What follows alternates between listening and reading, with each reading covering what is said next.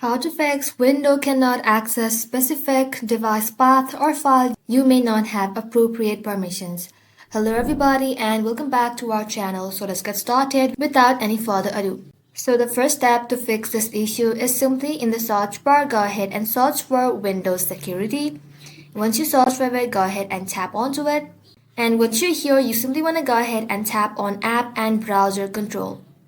From here, tap on Reputation-Based Protection Settings.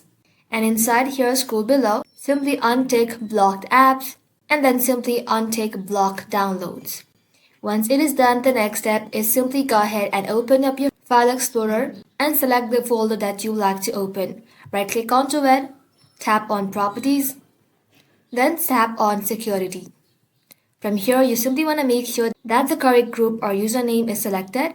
In my case, it's the third one. Once done, tap on Edit. And inside here, beside Read and Execute, if it is ticked on Deny, you simply want to go ahead and untick it. Just like so, after you're done, tap on Apply, and then you'll be good to go. That is how you can do it, guys. Thank you all for watching the video till the very end, and stay tuned until our next upload.